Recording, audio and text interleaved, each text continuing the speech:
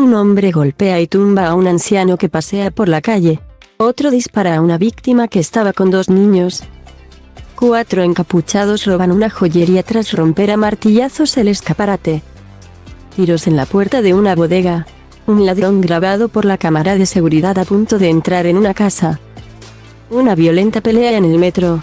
El 8 de noviembre vota como si tu vida dependiera de ello. Puede que lo haga, dice una voz en off. El anuncio de 30 segundos lleva semanas emitiéndose en las televisiones locales de Nueva York.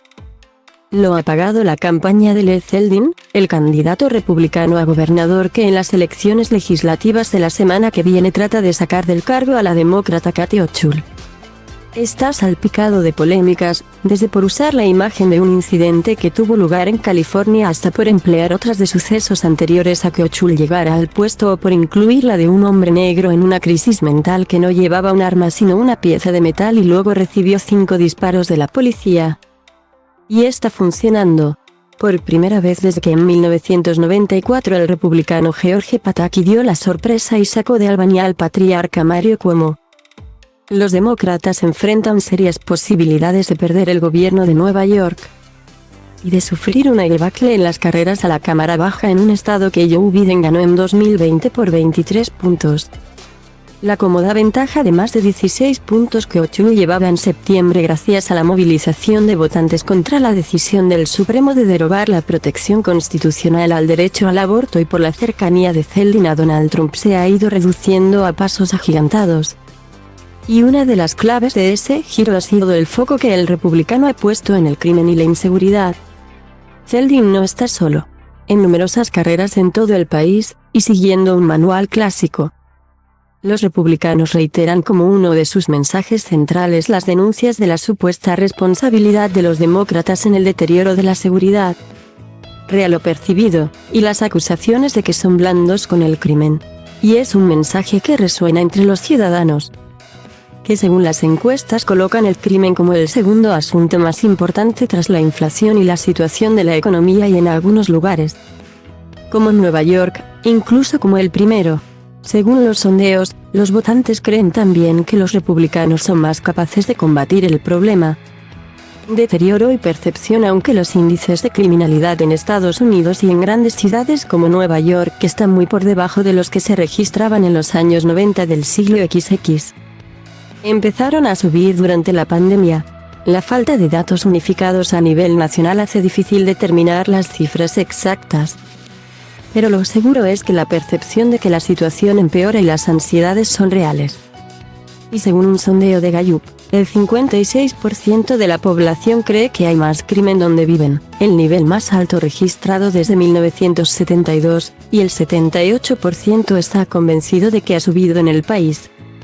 Esa sensación creciente de inseguridad fue, de hecho, central para que el demócrata Eric Adams, ex agente de policía que prometió mano dura con el crimen, ganara el año pasado la elección a la alcaldía neoyorquina.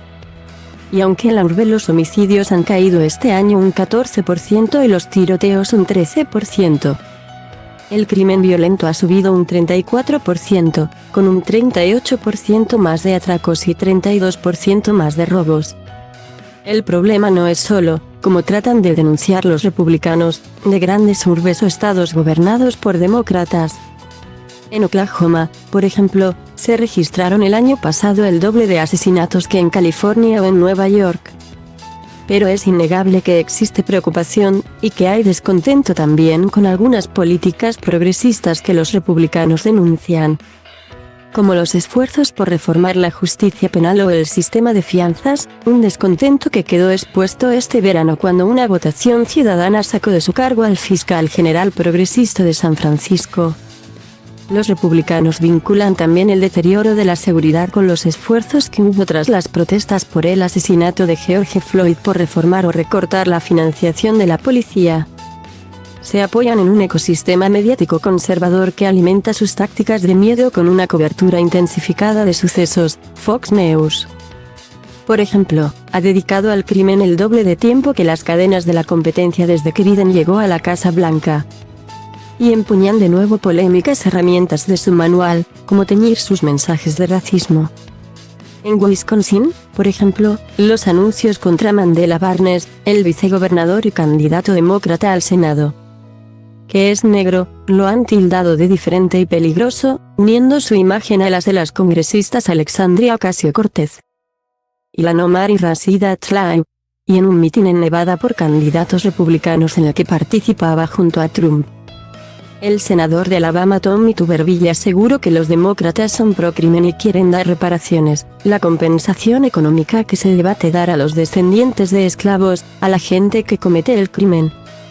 Respuesta demócrata: los demócratas han reaccionado, en algunos casos como el de O'Toole en Nueva York, tarde, para tratar de defenderse de los agresivos ataques y subrayar sus logros o medidas en la lucha contra el crimen y también las incongruencias republicanas. Denuncian mentiras y racismo y, sobre todo, la oposición de los conservadores a regular las armas de fuego. Y subrayan la incoherencia de que se retraten como un partido de ley y orden cuando a la vez minimizan el asalto al Capitolio, donde la turba atacó violentamente a la policía. No me digas que apoyas a las fuerzas del orden si no condenas lo que pasó el 6 de enero. Dijo Biden en un discurso en agosto. La pujanza del crimen y la inseguridad como asunto central en este ciclo electoral se puede también ratificar siguiendo el rastro del dinero.